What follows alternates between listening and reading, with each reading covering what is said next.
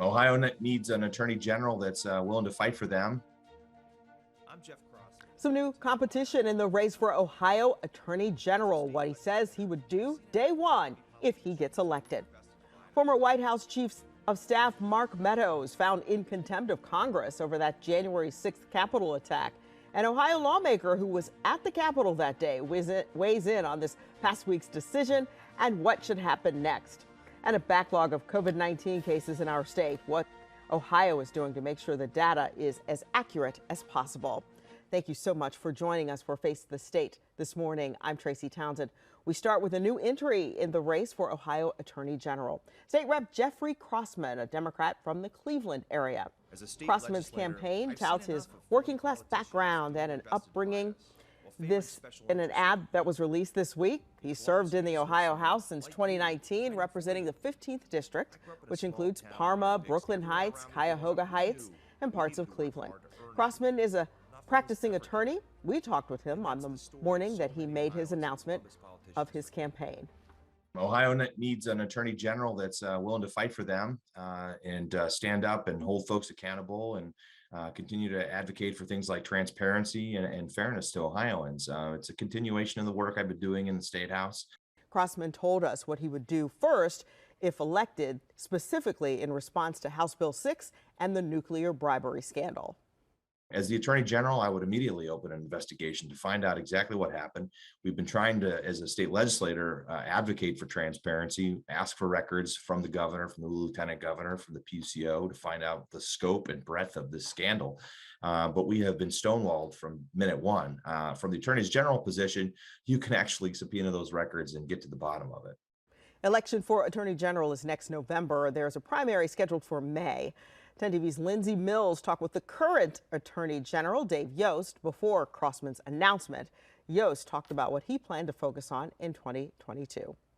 What will you be focusing on in the new year as Attorney General? What efforts will our state be seeing you lead? Obviously, police training, continuing human trafficking, protecting the environment. We've got a long list of things that are important.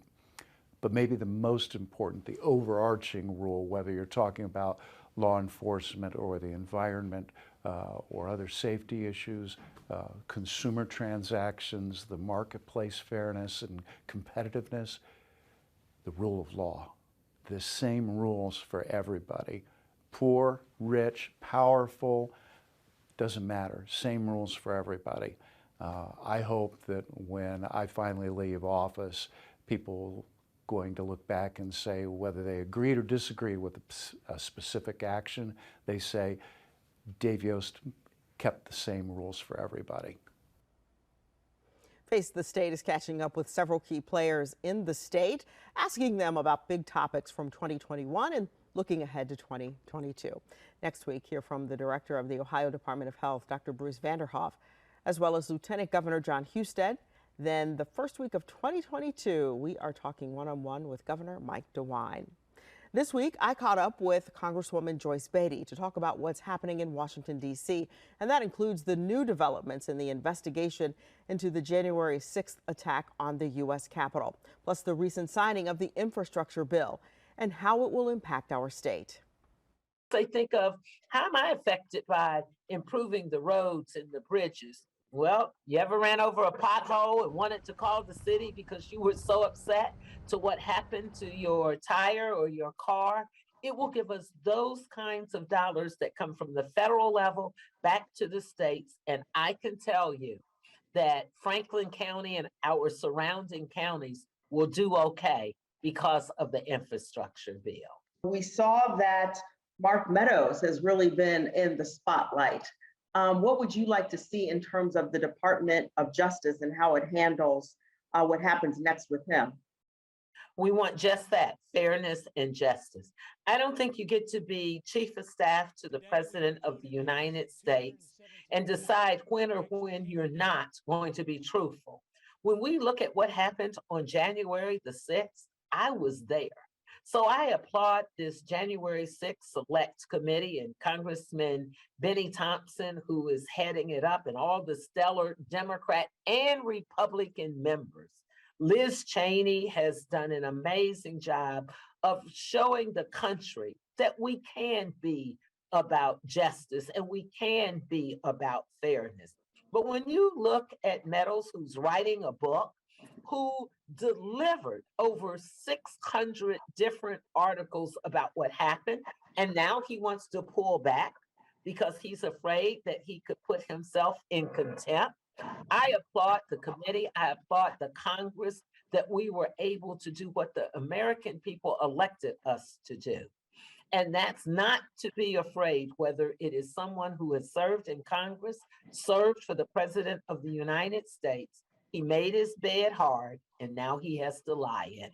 What we're seeing from some of the members there who don't want to be associated with the last regime and all that's happened. Look at the number of people who are incarcerated because of their attachment with the last president. So I say to my colleagues, be very careful because we're on very dangerous grounds, and the American people are asking us to bring justice back to our congressional votes, to bring justice back, to make sure that we represent what the Constitution tells us to do.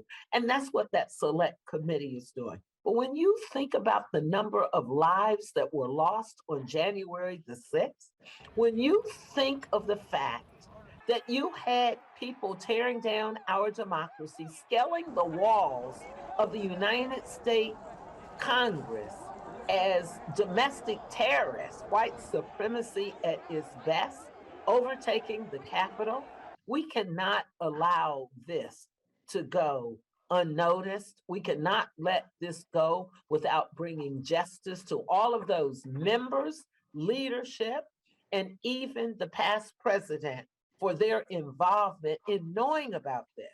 Senator Sherrod Brown is pushing for the child tax credit to be extended. He says it's a critical move for Ohio families.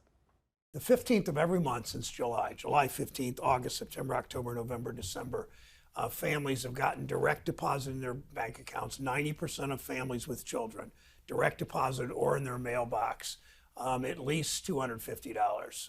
And if they have more children, it's larger than that. And it's made a difference. It makes a difference for childcare, for buying diapers if they have babies, putting a little money aside for college for their old teenage children. It's mattered for just the daily challenges of life, putting food on the table. And so many families struggle with their rent every month, and it just makes life a little easier and better for literally more than 1 million Ohio families. Part of the Build Back Better plan includes extending that child tax credit. The nearly $2 trillion economic and climate package is stalled, but President Biden says he's determined to get the measure to the Senate floor as soon as possible. We asked Senator Brown what needs to happen to get that bill passed. We start with all 50 Republicans are voting no, and 48 Democrats are voting yes, and the other 2 Democrats we need to bring along. And it's got a lot of things that matter. Let me just do 2. One is the child tax credit is the largest single tax cut for working families in the country's history. Literally 92% of Ohio's families with kids under 18 will get at least a $3,000 tax cut. And that we know how much that matters to families. It's been in effect for 6 months. We want to extend it into the future as many years as we can. Another thing that matters for families is finally Congress stood up to the drug industry, the big pharmaceutical companies, and we're going to negotiate drug prices directly on behalf of Medicare beneficiaries with the drug industry. That's what we do with the VA, and it's cut drug prices for a lot of drugs by half or more. So those are 2 things that really matter in Build Back Better that will affect people's lives directly. Omicron is in Ohio. The newest COVID-19 variant is spreading fast, And health experts are predicting a punishing wave of cases come January. We asked Governor Mike DeWine for his response to Omicron showing up in the state. The Delta is still, we're still losing 30 to 40 people a day in Ohio who are dying. Almost all of those deaths are preventable. They're preventable because most of the people who die tragically were not vaccinated. And then you have Christmas. Christmas is coming. We're all going to be together. I know Fran and I are looking forward to being together with our family. And that booster shot, for those Ohioans who have been vaccinated but have not gotten the booster, it's really now time this week to get that booster. It really works very, very well. I'm not a medical doctor, but I talked to the doctors, and I was exposed to someone who had COVID. We didn't know it. I was in the car with that person probably 15, 16 hours that day and did not end up getting it. And I think, at least the doctors tell me one of the reasons maybe I didn't get it was because of the booster shot. So I think the message this week is it's time to get the booster. This week, a backlog of more than 7,600 positive COVID tests was detected, spanning from March 7th of 2021 to December 3rd, 2021 in Ohio. The state said the cases will be assigned the appropriate illness onset date eventually. But for now, the backlog of cases were added to the totals for Tuesday through Thursday, meaning the 24-hour change appears higher than it actually is. Dr. Vanderhoff says once those errors are caught, they are carefully reviewed, identified, and then put into the system. There's no problem or interference in terms of retrospective look and understanding on a particular day exactly how many reports were recorded. That's all recorded properly because we go back and do this by hand. But essentially, this is inevitable. There are going to be times when a given computer system with a given lab, either due to an update or some other glitch, just fails to automatically port that out. People find that very quickly, and then we work to make sure it gets added to the overall reports. Ohio's population is declining. Still to come, what one lawmaker is proposing the state do to change that, how he thinks college scholarships and tax breaks will draw people to the Buckeye State and keep them here. And are you feeling lucky? Governor Mike DeWine is, why he says he will sign the newly passed bill allowing sports betting in Ohio.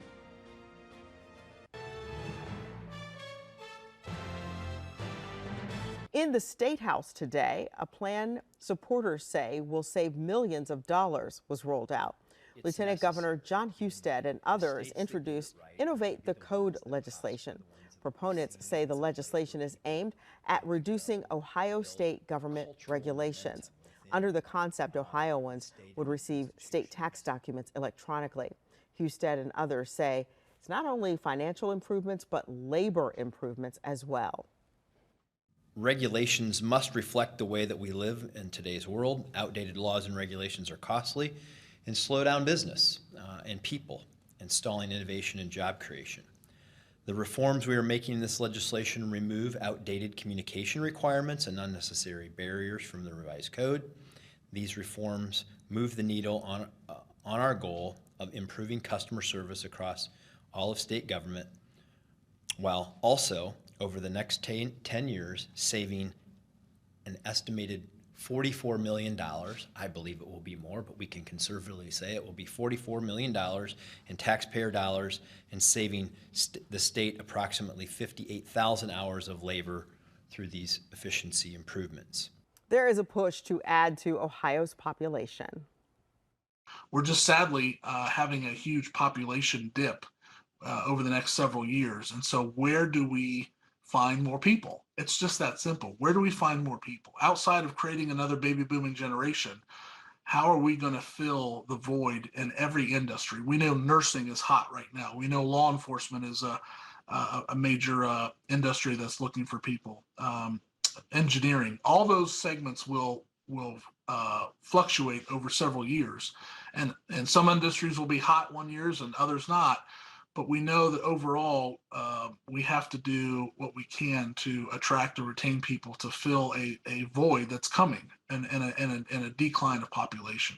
A new bill titled the Grow Ohio Act is aimed at incentivizing people to go to college, come to college here in Ohio, and work here once they graduate. Under the plan, Ohio college graduates who work in the state after graduation will get refunded all of their state income tax for 3 years. The plan also includes a merit-based scholarship for out-of-state college students and a refundable credit for Ohio employers to offer paid internships. State Rep John Cross says they don't know how much the program would cost, but he says the state can't afford to do nothing. I don't believe that's going to cost the state, because if we didn't keep those students here, we would have lost that revenue regardless. And so it's just maybe just a further delay of when we collect taxes years 4 through 99. See, that's the whole goal. It's about getting him to raise their family here, to invest in their careers here, to stay here in Ohio. And if we do that, the greedy tax collector will be here and they'll collect their taxes years 4 through 99. But the state's in a good, healthy financial position right now to offer this incentive. And so I'm pretty bullish to think that as we look at this cost and eventually get those numbers in and dynamic score this, this could be a net zero sum gain or loss to the state because of the amount of people that are leaving now and what we're doing to help gain those people back. Cross hopes the bill will be approved next year. He says he's getting feedback that bipartisan politics is the reason people aren't moving to and staying in Ohio. Here's his response to that thinking. It's because some of it could be weather based, but other could be that people have more flexibility to live wherever they want. And are there better states that have better tax structures?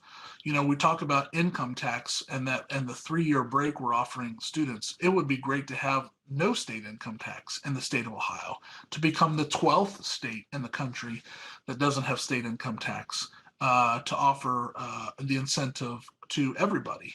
And so really that's the kind of policies that I think that we need to look at in the state of Ohio that really help everybody with every age group, with every industry, is our tax structure, our quality of life, and our cost of living. And I think we have a great quality of life here. I think we have a great cost of living.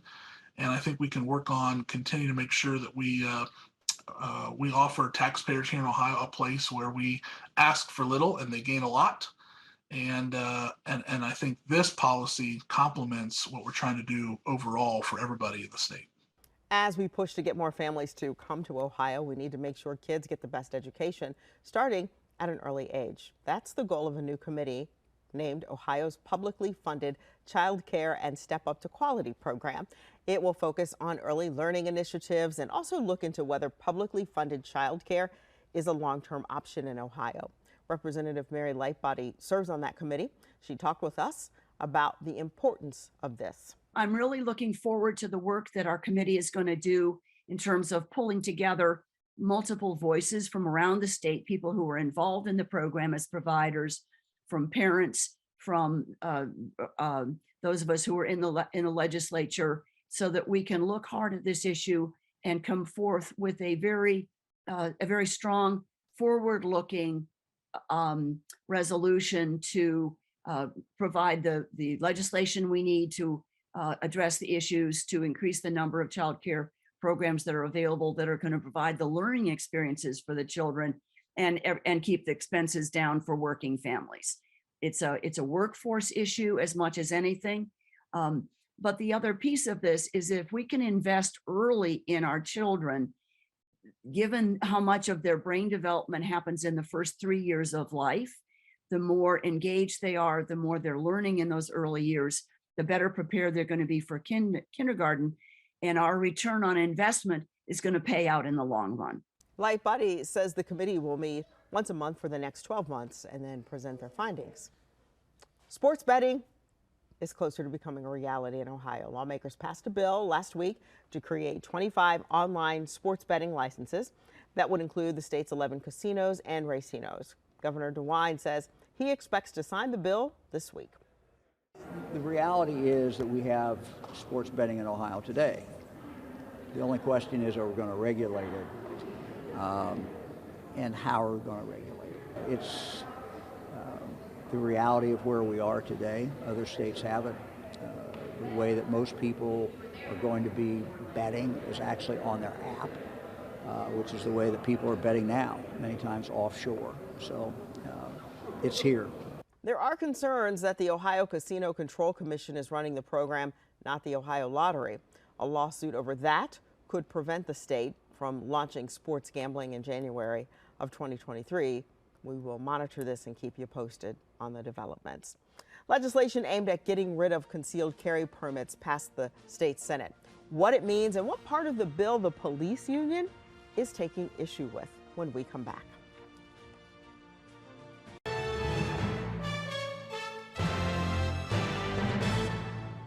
The Ohio State Senate passed a bill that will allow concealed carry weapons without a license. 10 TV's Olivia Eugenio spoke with people on both sides of the argument.